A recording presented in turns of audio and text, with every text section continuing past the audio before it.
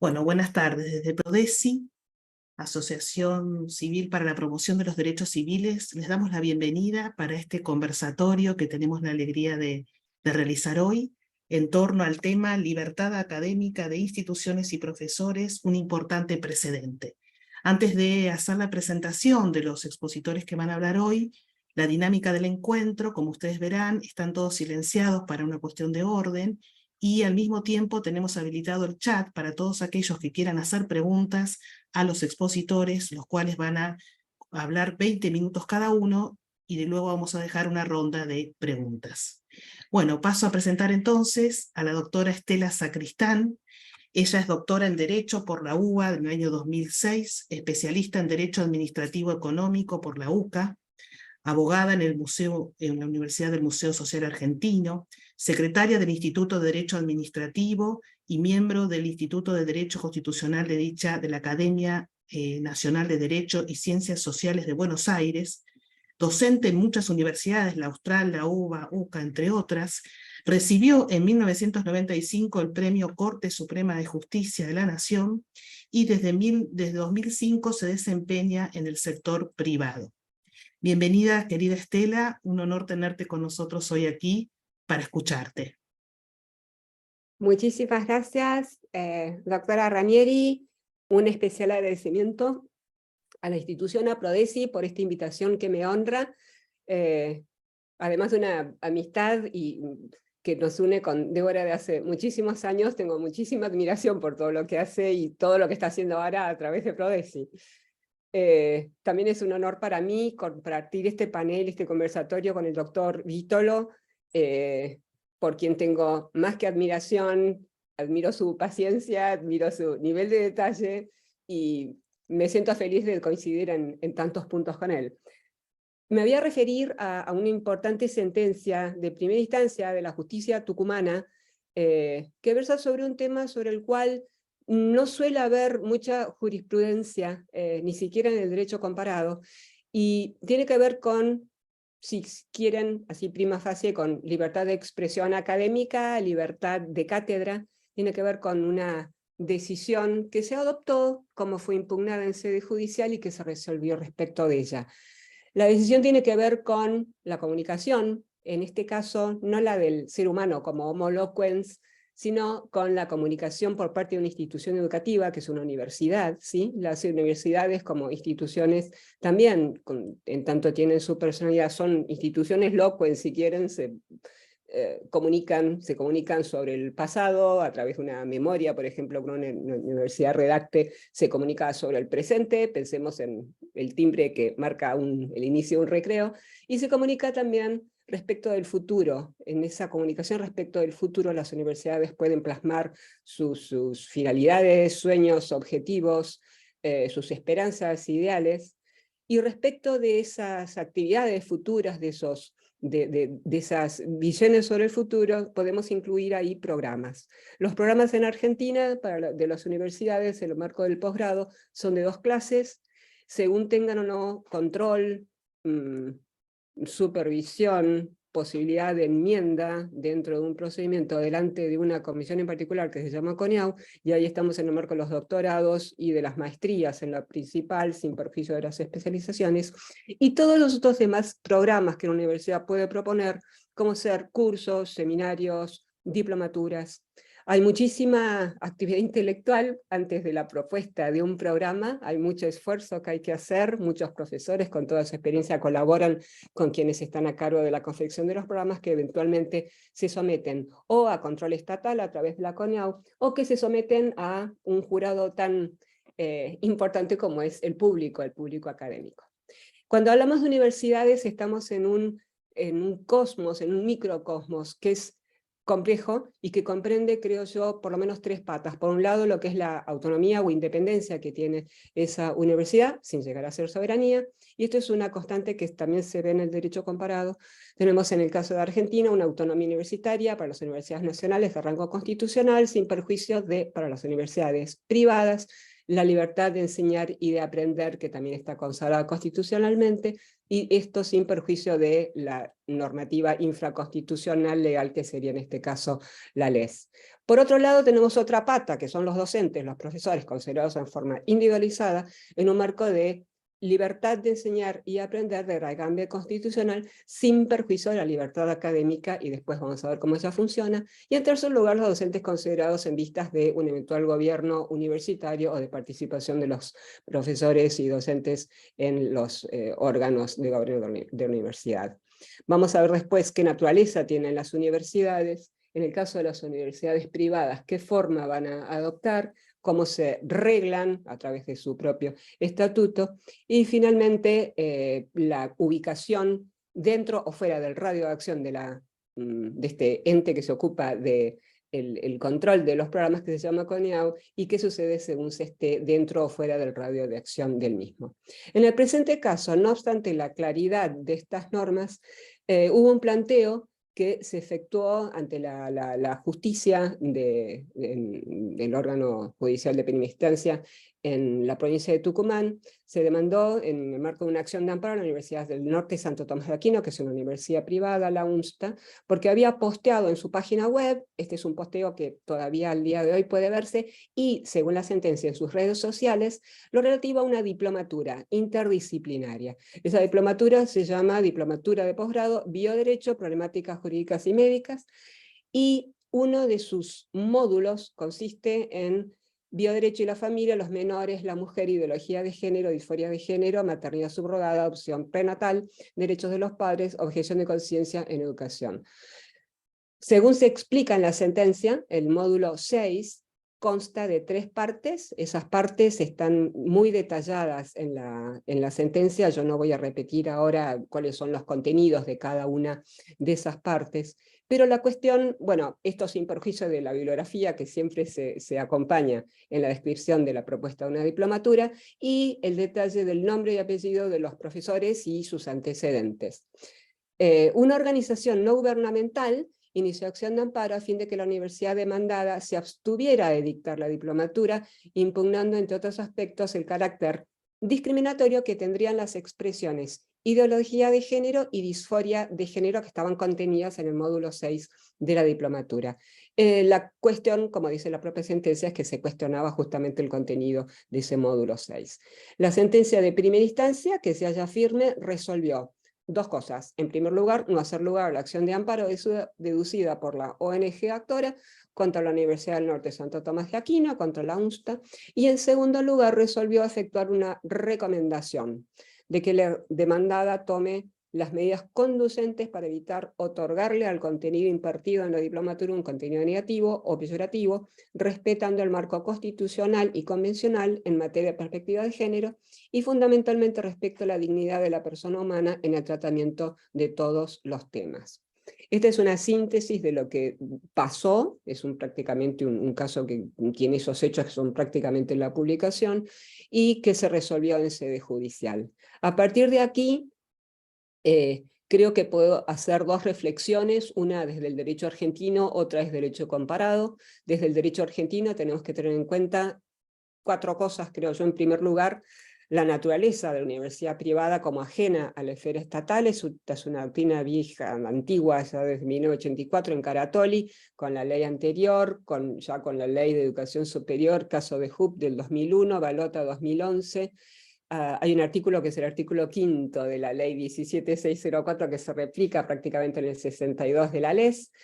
Esa doctrina dice que las universidades privadas, aun cuando cumplen fines de utilidad general y expidan títulos de validez nacional, no son creadas por el Estado como directos instrumentos del Estado, sino que, como lo prevé la ley, son asociaciones o fundaciones, asociaciones civiles o fundaciones, con lo cual, si bien la universidad va a otorgar títulos con validez nacional, ese someterse en cuanto a su régimen de funcionamiento y fiscalización a la ley no determina que formen parte del Estado, siguen siendo personas de derecho privado.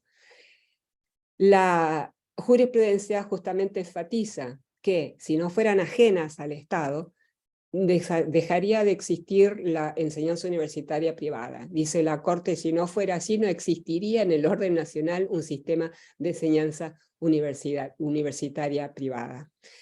Esta doctrina, que es una constante, se complementa con la del caso Siri en el 2000, donde precisamente la Corte lo que dijo es que aun cuando una universidad, este es el caso de la Universidad Católica de La Plata, haya sido reconocida por el Estado Nacional, está dotada de personalidad jurídica propia, como asociación civil o como fundación, y por lo tanto funciona como un sujeto de derecho privado de vuelta completamente ajeno al Estado.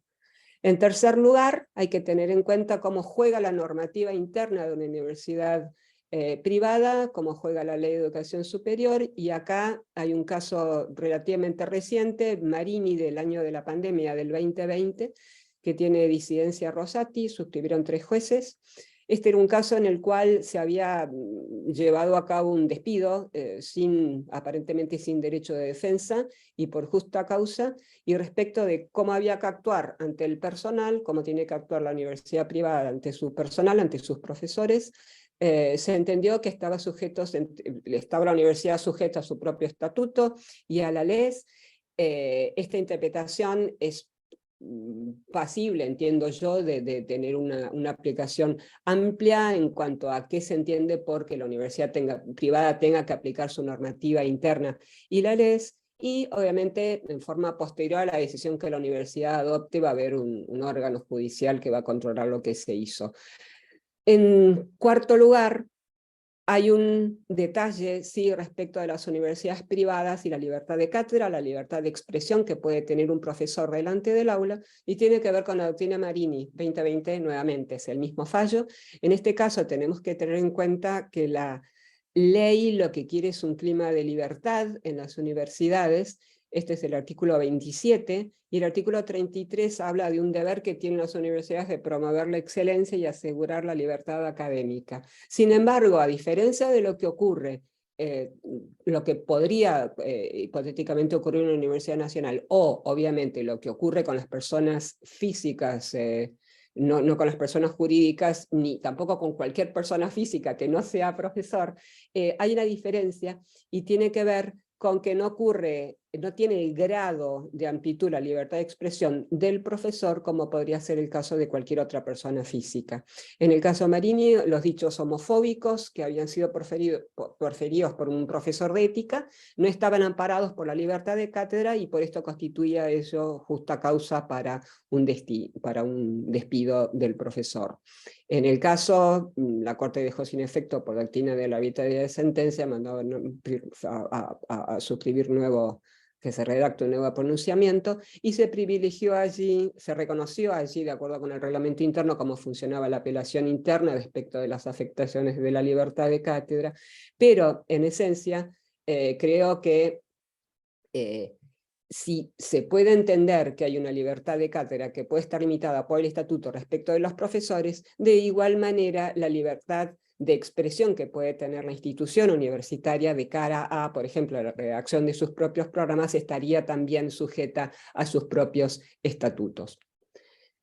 El último aspecto que tiene que ver con derecho argentino es la pregunta que yo me hice cuando vi el caso y cuando vi que había pasado la cuestión del agravio sobre la legitimación procesal activa de la ONG, que había sido, se había admitido la legitimación procesal activa, y así podemos preguntarnos si puede una ONG, más allá de que un programa esté fuera del radio de acción del organismo específico que se ocupa de controlar ciertos programas, para los que están fuera de ese radio de acción de la CONEAU, la pregunta es si una ONG puede de alguna forma intentar controlar o ejercer una especie de policía de los contenidos de los programas de una universidad privada, y acá la respuesta negativa es clarísima, entiendo yo. El Estado no puede, si el Estado no puede controlar, menos podría controlar una asociación privada. La ONG no es delegataria transestructural de ningún controlador estatal, la universidad es privada, solamente el Estado podría controlar, y en la medida en que se haya dentro de su radio de acción de control. Por fuera de ese radio de acción rige nuevamente el clima de libertad del artículo 27 de la ley, y el deber de promover la excelencia y asegurar la libertad académica del artículo 33, con las limitaciones del propio estatuto de la asociación o fundación universidad privada. Y la segunda reflexión que hago, que es de derecho comparado, tiene que ver con, en primer lugar, una viejísima doctrina que se estudia en derecho administrativo, es muy común, que tiene que ver con la posición de una universidad privada delante del Estado. Es la doctrina de Dartmouth College. Dartmouth College se sigue citando el día de hoy. Existe el Dartmouth College, están muy contentos porque tienen 5 fallos de la Corte, cada tanto llevan un caso hasta la Corte. Este caso se llevó, es de 1819, y es un caso en el cual se reconoció que las universidades privadas son entidades que cumplen fines útiles a la sociedad, son constitucionales, tienen su vida propia, no pueden de ninguna manera publificarse, no pueden mezclarse con las decisiones estatales, y el Estado no puede alterar su estatuto, el Estado no puede incidir en la modificación del estatuto de una universidad privada. Esto por un lado, y por el otro lado hay una segunda reflexión que puedo hacer de derecho comparado que tiene que ver con la doctrina del state action y que se relaciona de vuelta con la pregunta que me había hecho sobre la posibilidad que pueda tener un ONG de ejercer la policía de los contenidos de una materia en un programa fuera de CONIAU. Es la doctrina del state action. En realidad, cuando estamos evaluando los contenidos o estamos controlando de alguna manera alguna toma de decisión por parte de la universidad privada, lo que tenemos que tener delante para que se pueda ejercer el control judicial sobre ese contenido es una decisión estatal. La doctrina del state action requiere que el Estado federal o el Estado estadual, según cual sea, adopte la decisión que va a ser eventualmente revisada. Este es un caso del 2000, United States versus Morrison. Entonces, en esa posición, como es el Estado el que tiene que ser eventualmente o hipotéticamente frenado por una decisión judicial, de control judicial de lo que decide el Estado, eso obviamente desplazaría la presencia de actores privados que puedan impugnar. Lo que sí podrían impugnar son, obviamente, los profesores, los alumnos, la universidad misma ante una decisión estatal. Y finalmente, el último tema de derecho comparado, que a lo mejor se puede mencionar, lo menciono muy rápido para que Alfredo pueda exponer también, es un caso de 1957, Sweezy contra New Hampshire, que es un caso en el cual se deja la regla de que la libertad de expresión por parte de los profesores es obvia, pero bueno, obviamente todo esto es sujeto al charter, o sea, al estatuto de cada universidad. En Estados Unidos la mayoría de las universidades son privadas, con lo cual esa expresión va a estar sujeta en primer lugar al estatuto. Y ese es un poco el reflejo de la doctrina Marini de la Corte Argentina, que yo les contaba que había tenido es un decisorio en el cual se mandó a dictar nuevo pronunciamiento. Bueno, dejo acá y quedo después a la espera de las preguntas y le dejo el espacio a Alfredo para que pueda exponer. Gracias. Muchas gracias, Estela, muchas gracias. Yo admiro siempre a los especialistas en derecho administrativo, ¿no? Por la claridad, la contundencia. Ahí veo que está Ignacio de la Riva también. Muchas gracias por la explicación. Voy a dar lugar entonces, en segundo lugar, al doctor Alfredo Mauricio Vítolo.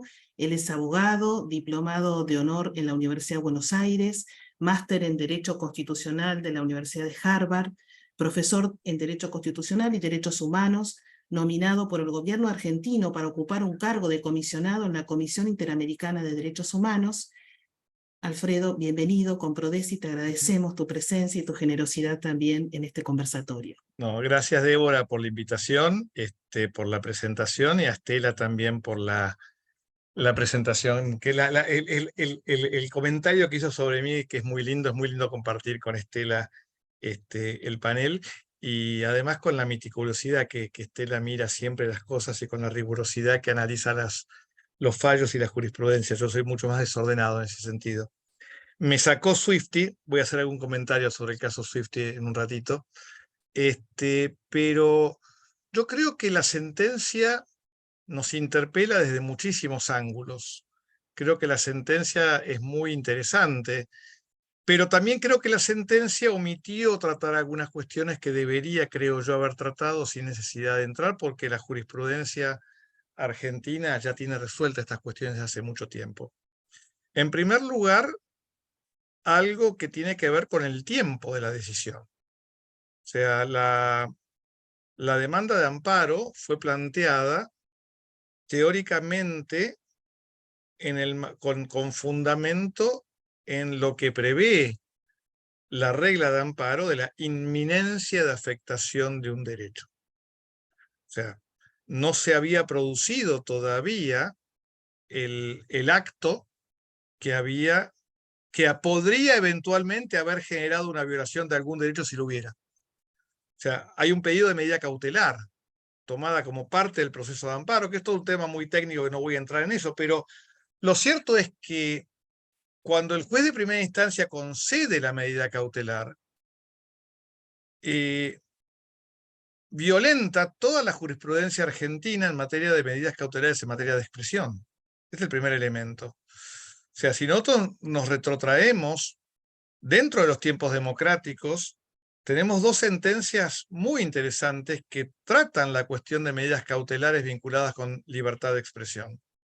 La primera es el caso Servini de Cubría, en donde, si ustedes recuerdan, una medida cautelar otorgada inaudita parte, como son las medidas cautelares, en primera instancia, había determinado la prohibición de la emisión de un programa de televisión que ya estaba grabado, y que la doctora Servini de Cubría, que en este caso no actuaba como jueza, sino como demandante, consideraba que afectaba su honor. El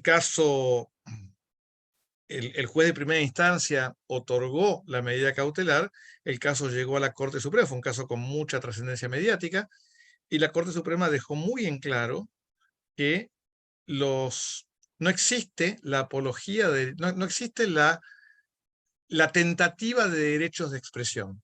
O sea, que si bien la libertad de expresión tiene límites, si bien la libertad de expresión puede estar sujeta a determinadas regulaciones, que no viene al caso ahora que tratemos, no es posible prohibir la expresión en sí misma antes que la expresión se manifieste. O sea, con lo cual, o sea, y esto fue muy, muy enfático la Corte al expresarlo. El segundo caso es el caso Verbitsky. No el caso Verbitsky del habeas corpus en las cárceles, sino el caso Verbitsky que ocurrió cuando en el año 1986 un grupo de personas intentó publicar una solicitada en los principales diarios, solicitada que elogiaba el accionar de los militares durante la llamada guerra contra la subversión. La solicitada no llega a publicarse. Verbitsky, que toma conocimiento de esta solicitada que había sido pagada y que ya tenía fecha de publicación, la idea era que saliera publicada el 24 de marzo, aniversario del golpe de Estado, obtiene una medida cautelar de prohibición. Y este caso es bastante interesante porque algunos hechos son muy similares a lo que está ocurriendo en este caso puntual. ¿Por qué? Porque Verbitsky se presenta a los tribunales y alega que el solo contenido de la sentencia, que no se había publicado todavía, constituía un delito, y que por lo tanto correspondía, el delito era la apología del delito, y correspondía hacer lugar a esa medida cautelar e impedir la publicación. Y nuevamente la Corte Suprema dio vuelta el fallo en primera instancia, sosteniendo una vez más que los delitos de prensa, que en tanto la libertad de expresión gozan de un rol de libertad preferida en el sistema constitucional, no es posible sancionar tentativas de delito, sino que o prohibir conductas previas a que ellas se manifiesten. Por supuesto que esto hay alguna excepción en caso de afectación de derechos de menores, en particular, podría darse este tipo de protecciones, pero no entre adultos que consienten. Entonces, desde el punto de vista de la jurisprudencia argentina tradicional en materia de libertad de expresión, y sin entrar en el detalle de la libertad de cátedra, la jurisprudencia argentina exige que previo a que no se puede prohibir, o sea, el concepto es muy claro. Todos los habitantes tenemos el derecho a publicarse por la prensa, y la Corte ha venido trabajando este tema de la prensa con un sentido mucho más amplio, sin censura previa. O sea, no hay tentativa de delito, no puede prohibirse que la expresión se manifieste. Lo que no significa que sí pronunciada la expresión, se comete algún delito, se comete alguna violación, la persona que expresa su posición pueda eventualmente responder por ella. Son dos ámbitos completamente diferenciados. Por lo tanto, desde un aspecto meramente procedimental y desde la consideración sobre el tratamiento de la libertad de expresión en la Constitución argentina, este fallo no debería jamás haber llegado a donde llegó. Primer punto. Ahora vamos al fondo del contenido, a la cuestión vinculada, como señalaba Estela, con la situación de si la utilización de estos conceptos o la enseñanza de cuestiones vinculadas con estos conceptos en un ámbito universitario de posgrado, en un ámbito de una universidad privada, puede o no constituir una afectación de algún derecho o no. Y acá yo quiero centrarme en algunos aspectos, tal vez con menos metodología que la que expresó la doctora Sacristán antes, y marcar algunos elementos interesantes. Si nos retrotraemos en el tiempo y vamos al Renacimiento italiano y estamos en el Vaticano, escuchándolo a Galileo Galilei siendo juzgado por el Vaticano por sostener sus ideas de que el Sol estaba fijo, o sabemos que no es así, y que la Tierra era la que giraba alrededor del Sol, y que por esto fue sancionado. Y cuenta la historia que Galileo dijo, Eppur si muove. Mire, me podrán sancionar, pero las cosas son como son. Podrá gustarnos más o menos. Y de alguna manera este reflejo de lo que ocurrió es interesante porque recién Juan Pablo II reconoció el error de la condena a Galileo Galilei, ¿no? Siglos después, en esta temática de la libertad de expresión, de la libre discusión de ideas, ¿no? Esa idea de que salvo en materia de fe, no hay nada blanco y negro. O sea, no hay nada real o absoluto. Son todos matices, son todos abiertos a la discusión. Precisamente cuando el derecho norteamericano, la Constitución norteamericana en la primera enmienda establece esta idea de no afectar la libertad de expresión, en la idea de que solamente de la libre discusión, la libre y robusta discusión de ideas es la que va a llevarnos al convencimiento de la verdad. Entonces, por más absurda, por más ridícula que podamos entender que es la idea del otro, la idea debe poder plantearse. De lo contrario, generamos un sistema de pensamiento único, de una única verdad, y quién será el gurú que determine cuál es esa verdad única, ¿no? Otra historia, también, esta es menos real, pero como dicen los italianos, si non è vero è ben trovato, las traen, y que cuenta que cuando el mundo musulmán conquistó Alejandría, es falso, porque no es cierto que le haya quemado a la biblioteca de Alejandría a los musulmanes, pero cuentan que se preguntó, dice, esta biblioteca, lo que dice acá, ¿está de acuerdo con el Corán? Si está de acuerdo con el Corán es redundante, y si está en contra del Corán es hereje, por lo tanto no tiene ningún sentido que esté. O sea, esto casualmente marcando el problema que tiene esto, ¿no?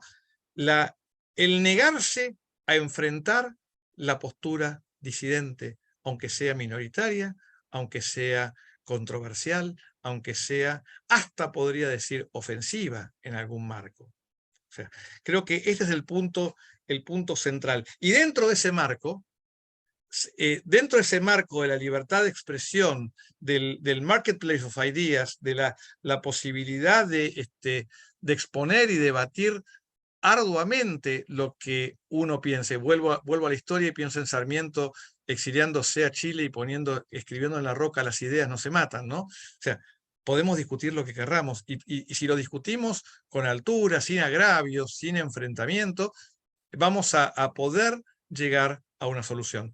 No necesariamente va a convencernos, no necesariamente la otra postura va a lograr mostrar que es la verdad, porque eso está fuera de ese marco. Pero en una sociedad democrática yo debo poder debatir libremente las ideas, aunque a nadie le guste, aunque a la otra parte no le guste, aunque mi postura sea absolutamente minoritaria. ¿Cuál es el límite? No dañar al otro, no incitar a la violencia, no incitar al odio. Ahí sí, porque estoy generando ese riesgo del enfrentamiento. El Parlamento británico, que es tal vez uno de los lugares donde más se debate, Estela es asidua visitante a Londres, y si ustedes van alguna vez a la Cámara de los Comunes y entran al recinto de la Cámara de los Comunes, que es un pasillo largo, van a encontrar que en el piso hay dos franjas, en la alfombra hay dos franjas tejidas de distinto color, de un color diferente, de color rojo, la alfombra es verde.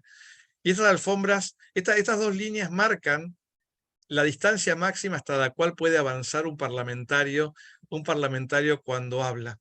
¿Por qué? Porque es la distancia entre esas dos líneas es la distancia de dos espadas. Es la distancia menor en la que se puede debatir sin riesgo de entrar en combate. Esta es tal vez la dinámica de lo que debe ser un debate franco. Y un debate franco en un ambiente universitario, en un ambiente de conocimientos superiores, donde la búsqueda de la verdad debe ser fundamental, creo que es un reflejo espectacular para entender esa lógica. Por supuesto que cuando hablamos de enseñanza de materias, y acá vuelvo un poco a lo que contaba Estela cuando hablaba de la legislación que regulaba los permisos para otorgar títulos habilitantes, acá estamos hablando de diplomatura, está en el límite porque no genera una habilitación estatal, es más libre, pero si estuviéramos en un curso de maestría o en un curso de doctorado o en un curso de grado, el planteo se podría plantear de alguna idea, tenemos que reconocer que la libertad puede estar limitada de alguna manera. ¿Por qué? Porque hay un interés estatal en diseminar determinadas cuestiones. Y acá yo voy a diferenciar estas reglas. Señalaba Estela hace un rato que la Corte Suprema de Estados Unidos, en el caso Swifty contra New Hampshire, señaló en 1957, hace ya más de 65 años, marcaba estos aspectos, y el voto de Frankfurter en esta sentencia es muy, muy interesante. ¿Por qué? Porque él habla de 4 libertades centrales en materia académica. ¿Qué enseñar? ¿A quién enseñar? ¿Quién enseña? ¿Y cómo enseña? Estas 4 libertades centrales en la enseñanza universitaria tienen un aspecto especial. ¿Por qué? Porque tienen 2 ámbitos diferentes. No es lo mismo la libertad académica del profesor que la libertad académica institucional. No es lo mismo la libertad académica de instituciones públicas que de instituciones privadas. ¿Por qué? Porque hay diferencias sustanciales entre las universidades privadas tienen y pueden tener ideario. Tienen y pueden tener ideario. Y entonces es lógico que una universidad católica enseñe conforme una visión católica, que una universidad judía haga lo propio, que una universidad protestante haga lo mismo. ¿Por qué? Porque está dentro de su imagen. Y casualmente el Marketplace of Ideas se logra en la multiplicidad de universidades privadas con visiones diferenciadas. O sea, pretender meterle a una universidad confesional que enseñe criterios ateos no guarda relación, pero que exista la posibilidad de que exista una universidad de visiones diferentes, ahí se produce ese Marketplace of Ideas, en la libertad de acceso que tiene cada uno a decidir a qué universidad privada voy. Diferente es el ámbito en la universidad pública, porque la universidad pública, por el contrario, debe necesariamente ser plural.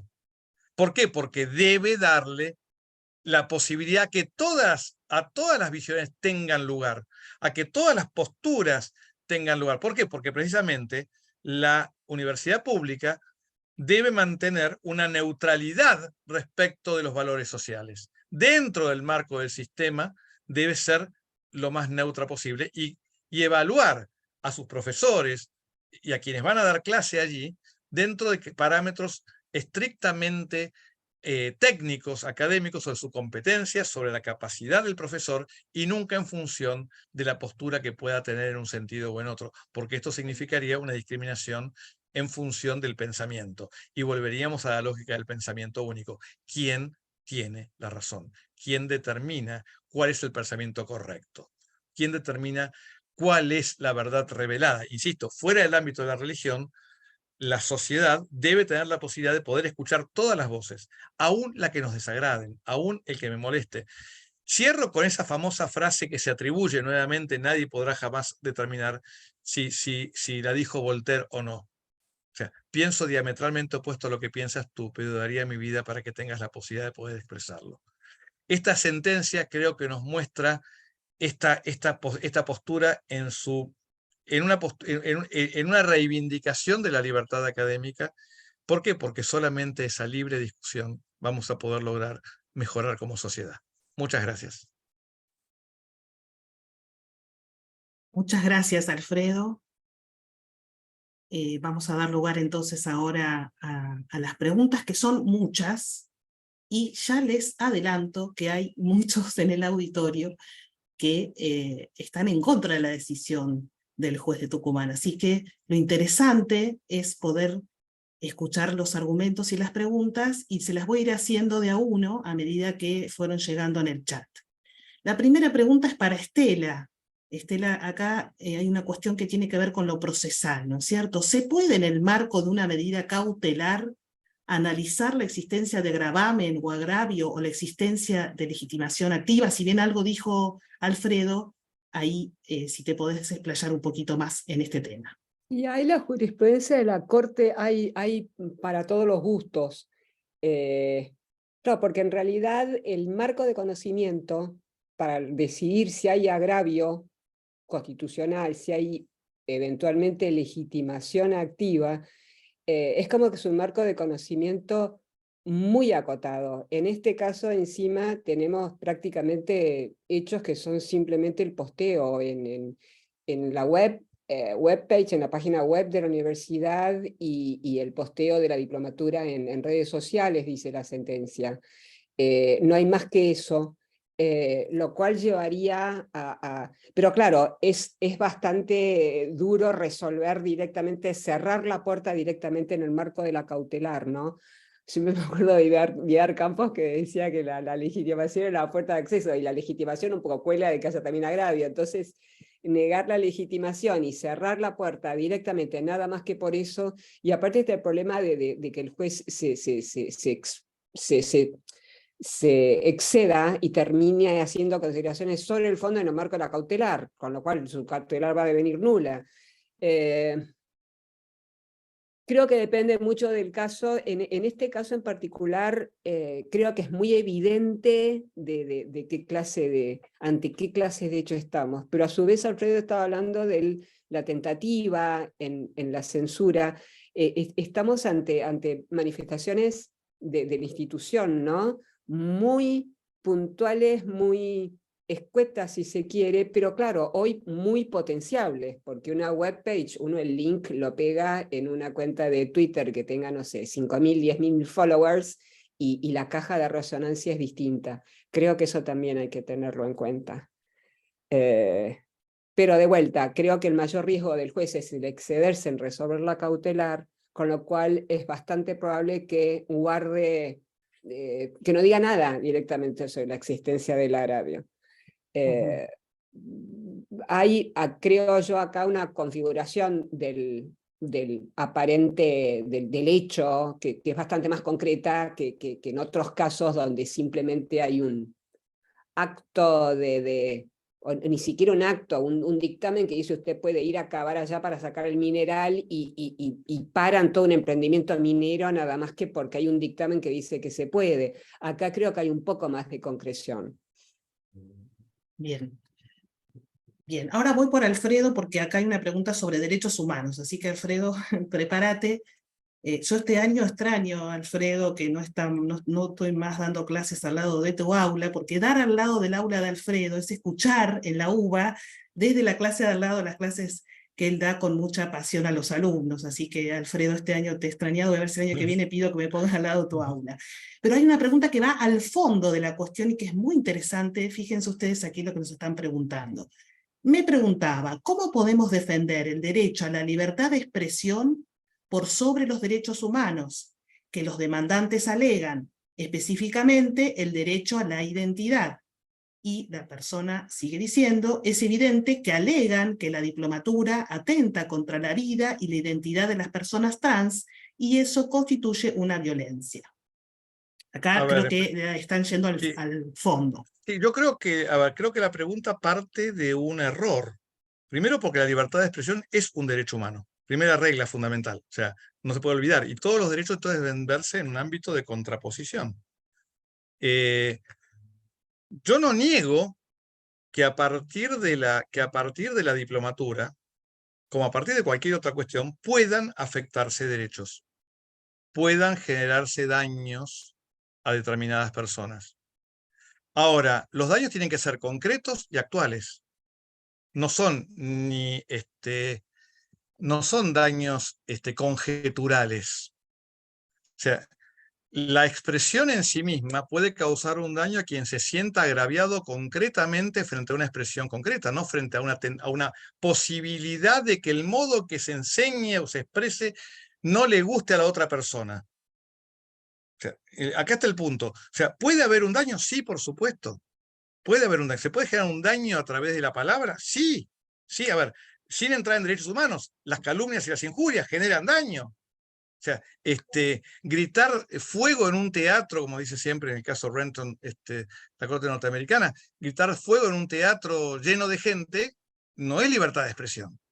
Entonces, hay daños concretos. El peligro cierto y actual de generar un daño. O sea, la marcha nazi en el medio del 11, el caso Skokie de la Corte Suprema de Estados Unidos, se marca ese tipo de situaciones. Por lo tanto, yo no sostengo que no pueda generarse un daño a partir de lo que se diga en la diplomatura.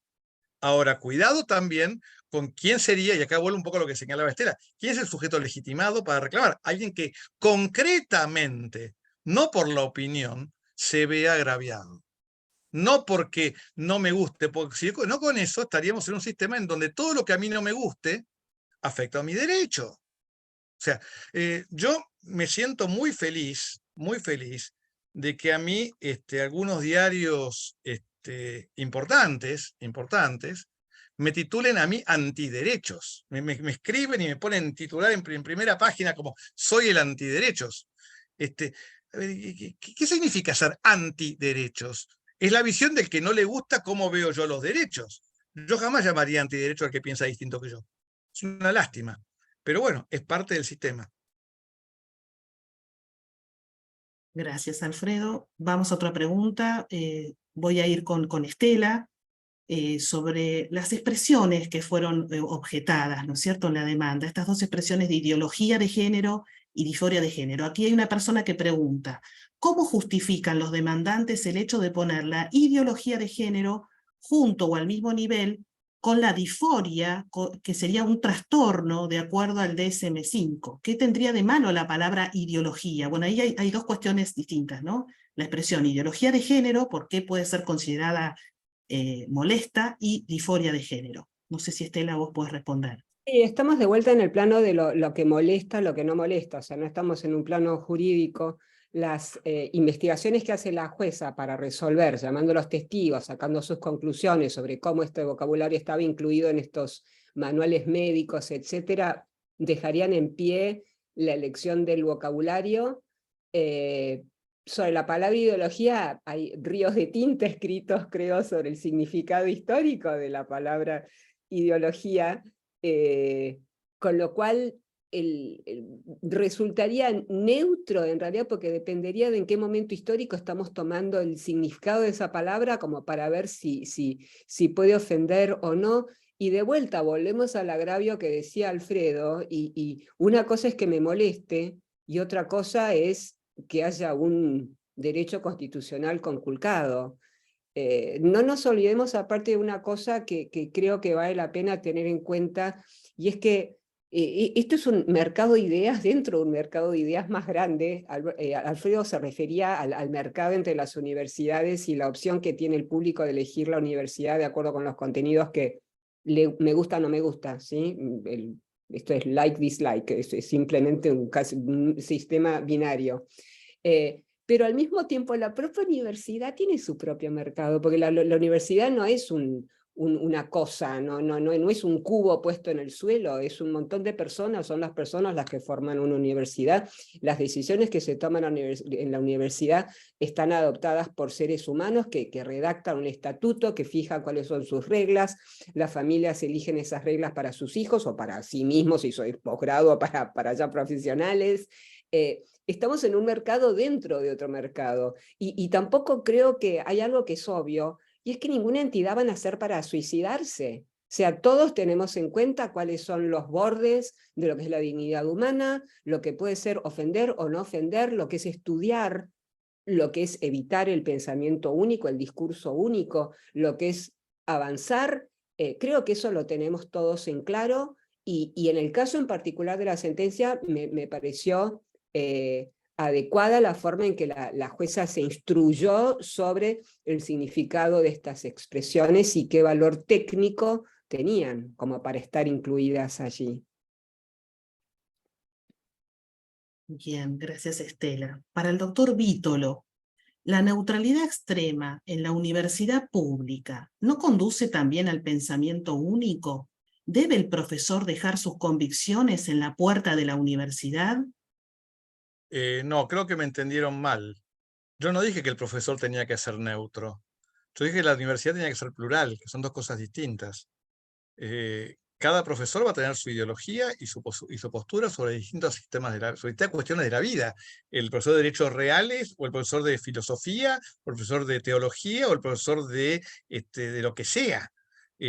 Cuando yo me refiero a la neutralidad de la universidad pública, no me refiero a que el profesor entre a la universidad y se saque de encima todas sus visiones particulares y enseñe algo neutro. No somos neutros. Y no se puede ser neutro. Yo cuando enseño con mi visión. Y me alegra que en el aula de al lado, que no está Débora este año, haya alguien que piensa diametralmente opuesto como pienso yo.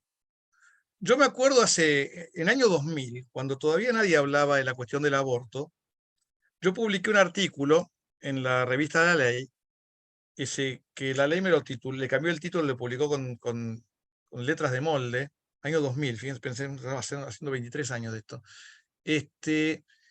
Y cuando yo lo escribí, planteando por qué, en mi opinión, la despenalización del aborto constituía una violación constitucional, yo lo llamé a un profesor de Derecho Constitucional que sé que pensaba diametralmente opuesto como pienso yo, y le dije, contestame, porque de ese diálogo vamos a sacar algo. Hicimos 4 artículos, dos de cada lado, refutándonos recíprocamente. Esa es la riqueza. Si yo tengo miedo a defender mi postura, si yo temo de sostener mi visión y poder confrontarla con el que piensa diferente, tengo un problema serio porque no estoy convencido, entonces soy dogmático. Insisto, salvo en materia de fe, todo lo demás es discutible.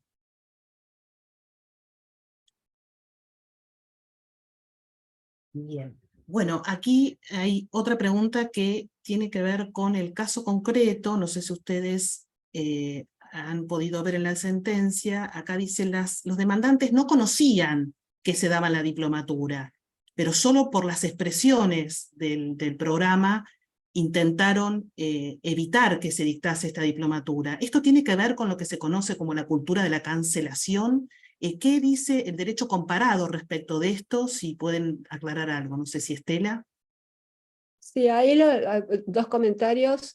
La sentencia dice muy claramente que esto está publicado. Yo chequé la publicación online y aparentemente además es la continuación de otra diplomatura del año anterior. Aparentemente estaría también publicada en redes. Creo que eso es el sustrato fáctico en el cual se apoyan para resolver. Si es que a eso tiende la pregunta. Y la segunda cuestión, respecto de la cultura de la cancelación, yo uso la palabra antigua, soy mayor de cierta edad, uso la palabra boicot. Boicot es esa actitud, ¿no?, que se quiere transmitir a los demás para echar por tierra un determinado proyecto, para no apoyarlo, pero en forma masiva, hoy a través de las redes sociales, etc. Un boicot, por supuesto, es mucho más rápido en sus efectos que en las épocas en que uno, no sé, mandaba una carta, una misiva o publicaba cartelería en las calles.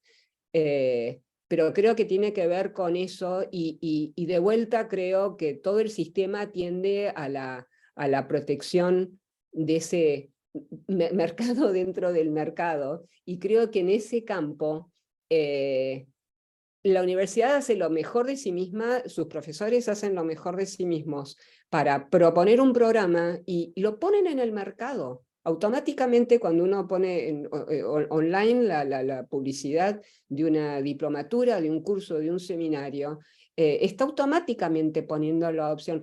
Esto no es obligatorio, acá no hay fondos estatales involucrados, no es mandatorio hacer esa diplomatura, se puede hacer en otras universidades públicas, privadas. Alfredo se estaba refiriendo a cómo funcionan todos estos conceptos en el marco de una universidad pública, que es un funcionamiento muy distinto porque tienen autonomía universitaria y justamente la tienen como freno ante el Estado. Con mucha más razón va a tener los frenos ante el Estado una entidad privada como es una fundación o una asociación al frente de una universidad.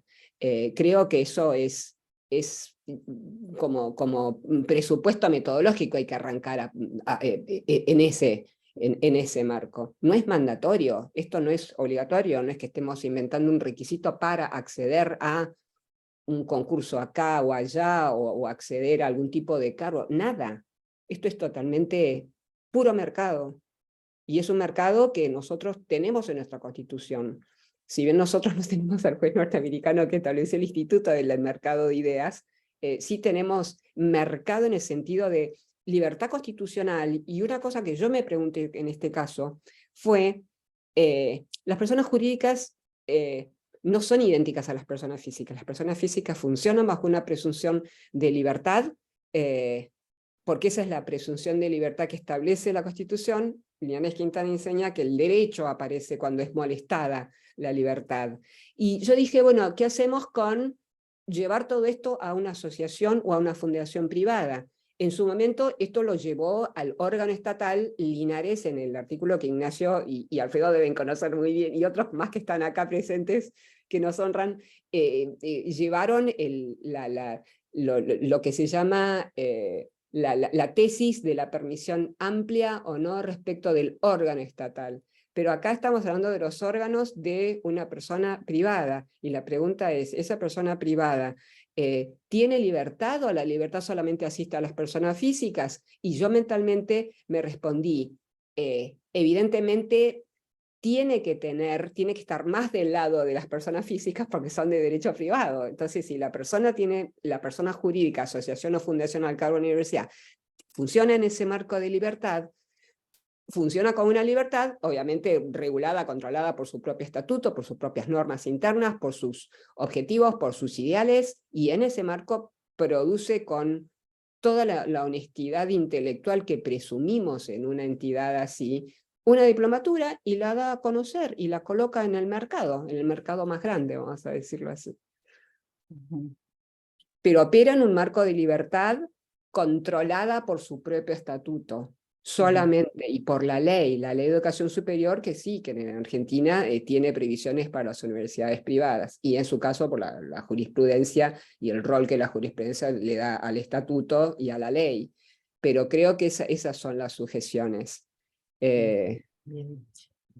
Bien, bueno, aquí hay otra pregunta que tiene que ver, voy a unir a dos personas que hacen casi la misma pregunta, que entiendo que son del Poder Judicial, y un poco a cualquiera de los dos que lo quieran responder. ¿Qué es lo que está pasando en el Poder Judicial respecto a la perspectiva de género, cuando los jueces muchas veces tienen miedo a dar una sentencia conforme a derecho por ser sancionados públicamente? En este caso, ¿por qué la demanda consideró que estas expresiones eran expresiones discriminatorias y el juez concedió parcialmente la cautelar, que después fue revocada en la Cámara? No sé cuál de los dos quiera contestar. Ahí hay un dato, creo que el agravio era justamente de la ONG, era que era discriminatorio. Era la ONG la que acusaba la discriminación íncita en la elección de los términos. Y de allí la investigación que hace la jueza para dirimir discernir el significado de los términos, de las expresiones. Yo puntualmente, a ver, yo creo que la jueza, no sé si la jueza o juez de primera instancia, la verdad, no aplicó el derecho vigente. O sea, insisto, no me importa si el tema era o no violatorio de derechos. Toda la jurisprudencia argentina en materia de libertad de expresión señala que no se puede censurar antes que la expresión se produzca. y acá no se había pronunciado. La utilización de un término no causa agravio. La utilización del término ideología de género o disforía de género vacía de todo contenido, no me importa si es una enfermedad, si no lo es, no tiene ninguna entidad para discriminar o para agraviar a nadie.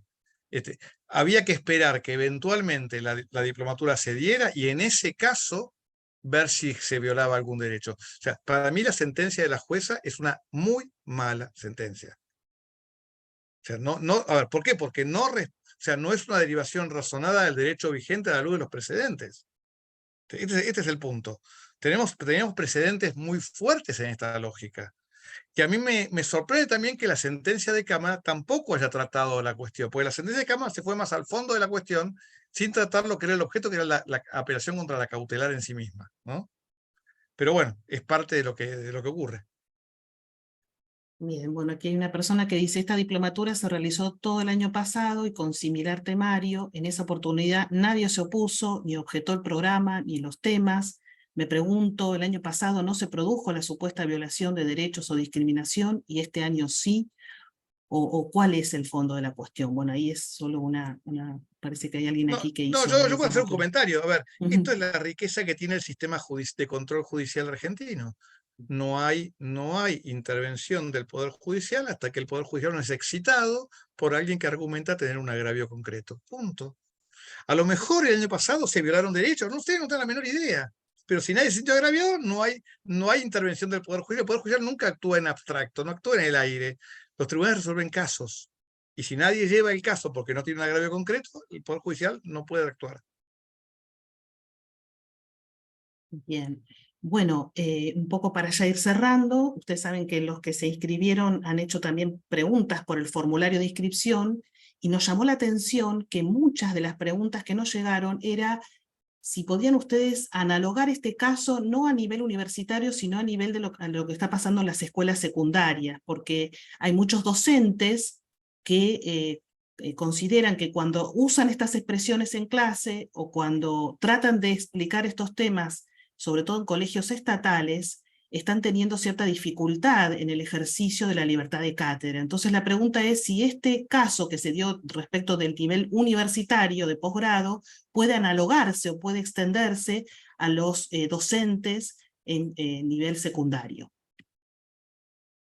Lo que sí que tengan en cuenta que es una universidad privada, y yo creo que toda la interpretación gira en torno a, vamos a llamarle la doctrina Marini, ¿sí? O sea, estamos en el ámbito de una universidad privada. En el ámbito público lo dejo a Alfredo contestar. O sea, si lo extrapolaría para colegios privados, que funcionan, también van a ser asociaciones, fundaciones, creo que esa es la forma que tienen los colegios privados. Distinto es el caso del colegio estatal, fondos estatales, o incluso colegio subsidiado parcialmente, que funciona parcialmente con fondos estatales. Creo que ahí la situación puede llegar a variar, pero de vuelta, estamos de vuelta con la libertad de expresión del profesor. Ahí no hay un estatuto que lo frene, así como la Ley de Educación Superior habla quiere privilegiar la libertad académica. Me imagino que los colegios de alguna manera tienen su mercado interno y también están en un mercado de colegios públicos estatales financiados por el Estado, como para que los padres elijan. Pero acá, Alfredo... Y yo tengo alguna pequeña discrepancia en eso. Creo que el tema no es traspolable exactamente igual porque estamos hablando de menores de edad. Entonces ahí tenemos una situación que es diferente. O sea, lo que es una audiencia en la universidad, yo no tengo una audiencia cautiva. El que se anota sabe que va a recibir. En el colegio está recibiendo una educación obligatoria y es una audiencia cautiva. Ahí nos encontramos con otros escenarios diferentes, son menores de edad. Ahí tenemos el derecho de los padres a decidir la educación que quieran recibir sus hijos, de los principios. Esto está reconocido en los instrumentos internacionales de derechos humanos como elemento central. O sea, son otras las condiciones. Ahí la libertad de cátedra, la libertad de expresión se ve en un marco mucho más restringido. O sea, hay que tener mucho más cuidado en cómo se argumenta. Por supuesto que, como decía Estela, no es lo mismo las escuelas con ideario, las escuelas privadas que tienen ideario, que las escuelas públicas. Ahí sí, en la escuela pública obligatoria, se exige una mucho mayor neutralidad de parte del profesor. El profesor no puede decir cualquier cosa. Ahí sí se exige, ¿por qué? Porque estamos adoctrinando niños, que es otra historia distinta. Distinto es el caso de la escuela privada confesional o la escuela privada que tiene ideario, en donde el manejo es diferente. Sí puede haber contenidos mínimos, ¿no? Porque, obvio, por supuesto que el Estado, y esto está en la Constitución, puede establecer contenidos mínimos educativos que deben ser enseñados en cualquier tipo de escuela. Entonces hay que tener también esto en cuenta, ¿no? Sí, tenés la libertad de enseñar y aprender, que es lo que más rige en materia de colegio privado, que es lo que yo trasplanto, por lo menos de la universidad privada, al mundo del colegio privado. Sea confesional o no, creo que los padres eligen un colegio privado con todo el esfuerzo que significa remunerar la educación privada, porque tienen ciertos objetivos que quieren que se mantengan. Y de vuelta, yo aplicaría doctrina Marini, prevalece el estatuto, prevalece la ley, que será la ley de educación, no sé, desconozco alguna ley de educación secundaria, como para saber cuáles son los topes que se tienen. Pero creo que la sujeción al estatuto en el ámbito privado creo que es clara. Ahí yo, Alfredo, en el caso de lo que vos decís para las escuelas públicas, o financiadas por el Estado, total o parcialmente, ahí también se podría hacer algún tipo de diferenciación también según la edad. Yo no me acuerdo a qué edad votan los chicos, pero creo que bajó la edad para votar. 16. Bueno, ahí tenés 16, son chicos que están terminando tercer año, comenzando cuarto, con lo de la vieja denominación de los años en el colegio, no sé cómo se denominan ahora, pero creo que también por ahí se puede hacer alguna diferenciación. Pero primordialmente creo que la diferenciación grande es esta entre público y privado, ¿no? Institución pública o privada. Bien, aquí Por hay lo una menos persona, lo que las familias quieren cuando van a uno y a otro, ¿no? Creo que tiene que ver con eso más que nada. Estela, aquí hay un docente de escuela que dice que si podés explicar mínimamente qué es el caso Marini. ¿Cuál es lo que pasó El que allí? ¿Cuál estábamos es la...? hablando, el de las expresiones, había un profesor de una universidad, que es la Universidad del Salvador, creo, si no me falla la memoria, que profirió ciertas expresiones. Esto es educación universitaria, ¿sí? Estamos en más de 17, 18 años, y se lo despidió, aparentemente con justa causa. Había una línea de apelación jerárquica en el propio estatuto. Ante las restricciones a la libertad de cátedra se podía apelar internamente. Acá se lo despidió al profesor, el profesor se fue a sede judicial a demandar porque lo habían echado mal, sin debido proceso, sin un montón de garantías, y en primera instancia y en cámara laboral hicieron lugar a la demanda, y cuando el caso llegó a la corte, porque apeló la universidad aparentemente explicó cómo funcionaba su reglamento, qué decían los reglamentos que establecían, y la corte llegó a la conclusión de que la Cámara, al hacer lugar a la demanda, había emitido una sentencia arbitraria porque no tendría que haberlo hecho. Lo que pasa es que por vía de obiter hay un montón de consagración un poco de todo lo que venía diciendo antes la Corte, y hay una primacía de la decisión tomada por los órganos universitarios privados de acuerdo con el estatuto y de acuerdo con la ley. Creo que ese es el principal valor que tiene, y lo que se terminó decidiendo es que había que dictar nuevo pronunciamiento. Todavía no conocemos el nuevo pronunciamiento de la justicia laboral en este caso, pero es un caso del 2020, es del año de la pandemia, y es lo más reciente dentro de la jurisprudencia que tiene que ver con esta caracterización de las universidades privadas. Creo que en ese punto lo que les decía antes es lo más parecido a Dartmouth College, en el sentido de que se privilegia ese gran contrato, ¿no?, que se hace cuando se forma la asociación o la fundación que va a dar vida a la institución, y cuáles son los objetivos y qué se quiere. Yo creo que eso es profundamente relevante. Y eso es lo que lleva a la confianza y la confianza de la familia que elige esa institución para sus hijos o para el propio alumno que elige esa institución, ¿no? Confiado en que se va a mantener un estado de cosas. Creo que eso es importante. Y lo que también es importante es que, bueno, la decisión salió con una disidencia, salió con disidencia Rosati por el 280. O sea, hay 3 jueces que estuvieron de acuerdo con la decisión esta de que se dictara un nuevo pronunciamiento. Muy Eso bien. es lo más nuevo que hay sobre arquitectura de la universidad privada en el marco de la educación universitaria en Argentina. Bien. Bueno, 2 preguntas y con esta cerraríamos, ¿sí? La primera es, una persona dice, en el ámbito público enseñar que el ser humano es varón y mujer hoy es un escándalo porque ofenden a todas las diversidades que niegan el sistema binario.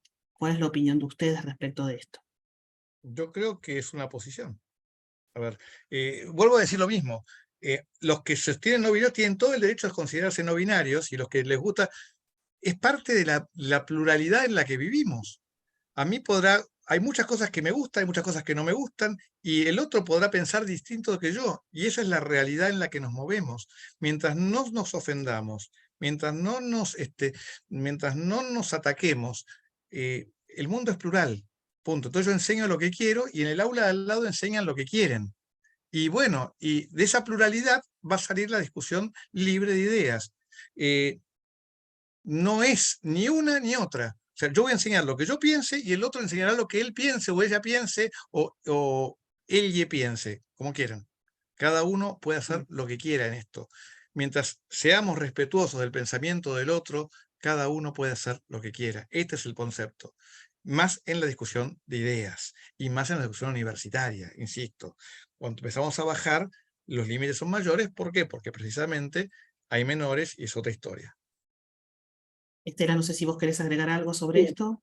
Sí, en un ámbito en el cual, como decía recién Alfredo, comparando lo que era educación secundaria y universitaria, el ámbito de autonomía que tiene el estudiante con las diferenciaciones del secundario al del terciario o universitario, que es un ser mucho más autónomo y que puede funcionar un poco más útilmente en ese mundo en el cual escucha distintas opiniones. Y el consiguiente peso o diálogo que pueda tener en su casa como para ver un poco cuáles son las expectativas del padre respecto de ese hijo. Pero creo que tiene que ver con que no se dañe, que no se ofenda.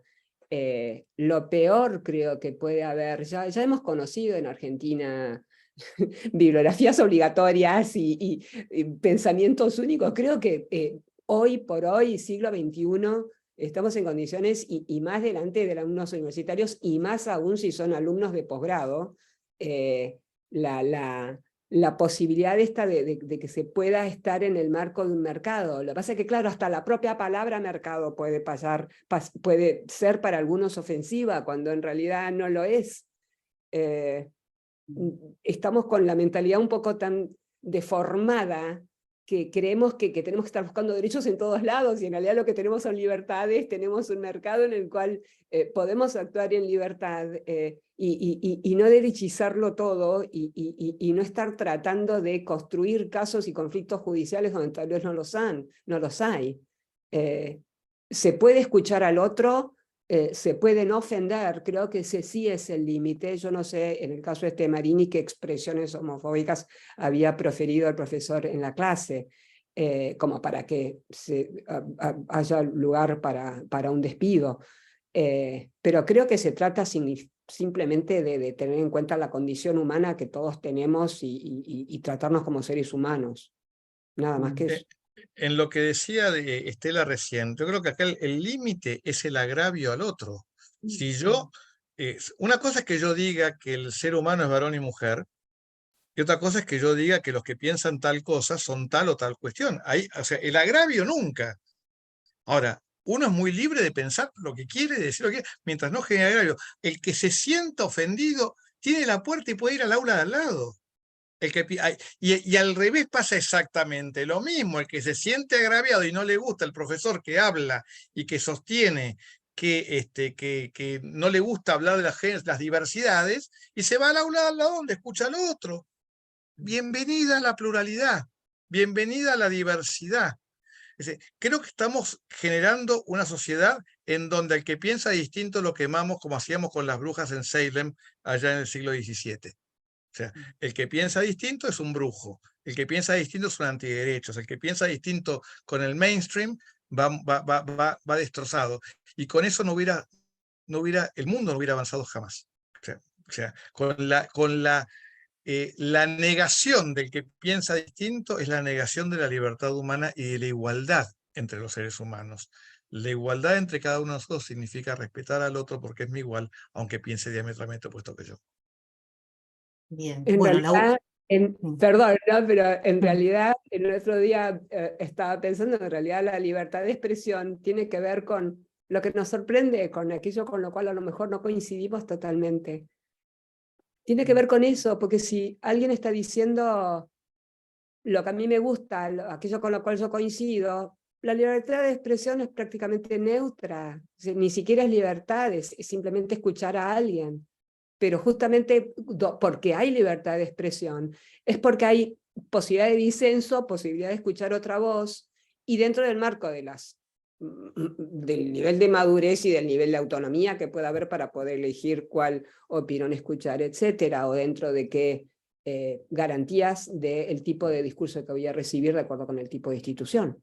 Bueno, pero ahí en eso también hay un tema interesante, ¿no? Porque hoy en día, con la proliferación de las redes sociales y la inteligencia artificial que está atrás de la red social, uno recibe expresión solamente en la línea de lo que yo pienso. ¿Por qué? Porque los sistemas filtran.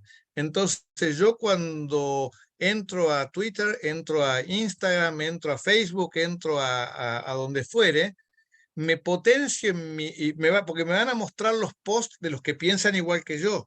Y es muy difícil que yo reciba, salvo que mire los comentarios del que me critica y me ataca ahí, los que piensan distinto. Y esto pasa con la información que recibo en la televisión, porque los algoritmos me muestran lo que yo quiero ver y lo que va en línea con mis gustos. Yo miro Netflix y Netflix me muestra películas en función de lo que miré antes y no me abre la puerta para que yo pueda mirar lo que pienso, la visión diferente. Por supuesto que si la busco está. Entonces, estamos generando una sociedad de pensamientos únicos. No me importa de derecha, de izquierda, de centro, de arriba, de abajo, woke o conservadora, no me importa. El punto es, estamos generando sociedades de pensamiento único y es lo más peligroso que podemos tener. El mundo avanzó a partir del momento en que se abrió la libre discusión de ideas. En lo otro somos súbditos de un señor que nos lleva. Por supuesto, los que somos religiosos creemos en que en religión tenemos un conjunto de reglas inmutables. Lo otro está todo abierto a la libre discusión. Bien, bueno, en la última pregunta, para la misma persona que antes también hizo otra pregunta para Alfredo, dice, quiero, Alfredo, para entender mejor el tema, la violencia simbólica, ¿no? Que es otra expresión que se usa mucho, ¿no es un límite legal para los programas de estudio, aunque no haya un damnificado en específico? Para ¿Qué es mí no esto de existe la de violencia. violencias? Para mí la violencia simbólica no existe. Es un invento para crear una especie de barrera para no sentirme afectado por una expresión que me ataca. Y si a ver, voy al mismo argumento, ¿no es violencia simbólica llamar al que piensa distinto antiderechos? O sea, voy a esa misma lógica. O sea, llamar al otro antiderecho, ¿no es violencia simbólica? ¿O es violencia efectiva? ¿Cómo la queremos llamar? O sea, la violencia simbólica es para los que van para un lado y no para los que van para el otro. O sea, ¿qué más yo considero violencia simbólica que me digan tal cuestión o tal otra? A ver, es tenerle miedo a la libertad, tenerle miedo a la libertad. Y no me estoy refiriendo a la libertad de la política argentina, me estoy refiriendo al miedo a la libertad individual, al no poder aguantar al que piensa distinto, no poder confrontar mi idea de una manera racional, porque tengo miedo de sentirme mal porque ese pensamiento me afecta. Estamos generando sociedades de pensamiento único, estamos generando sociedades de débiles que van a terminar siendo llevados por derecha o por izquierda, no me importa, es la misma historia, va para lo mismo. Si yo cierro ese mercado de ideas, si yo lo cierro por derecha o por izquierda, están mal uno como otro. Están mal uno como otro. No tengo que tener miedo a debatir mi idea, a sentarme y poder discutir con el que piensa diametralmente opuesto. El límite, el agravio, el límite, la incitación a la violencia, al odio. O sea, el crimen de odio existe. Entonces, si yo busco estigmatizar generando un odio, está fuera de la ley. Lo demás está dentro del marco del libre funcionamiento. Bien, bueno, ahí llegan un montón de agradecimientos, un montón también de valoraciones. Voy a copiar el chat para después hacérselo llegar a ustedes. Algunos que dicen la clave de todo es el respeto mutuo entre todos, pero qué importante que es poder ser libres y expresar las ideas en una democracia. Y bueno, y otros agradecimientos. Bueno, desde Prodeci entonces les damos el agradecimiento a Estela y a Alfredo por haber dado su tiempo para poder generar un espacio en el que estos temas nos hagan pensar, nos hagan reflexionar, nos hagan ver qué rol tiene la educación para nosotros, ¿no? El formarnos, el buscar la verdad y todas aquellas cuestiones que a todos los que están aquí presentes sé que les interesa mucho. Agradecemos a todos los que se han sumado, agradecemos a aquellos también que después verán la grabación y esperemos que este sea un conversatorio más entre tantos otros que podamos seguir compartiendo y pensando juntos estas temáticas que nos atraviesan en la sociedad argentina. Gracias a cada uno de ustedes, gracias a todos los miembros de Prodeci que están aquí también presentes y nos volveremos a ver prontamente en algún otro encuentro que nos convoque. Gracias a ustedes. Gracias Alfredo y Estela. Gracias, Débora, gracias a todo Prodeci, muy honrados con la presencia de muchos profesores acá en la audiencia. Gracias. Lo mismo, gracias. Ustedes.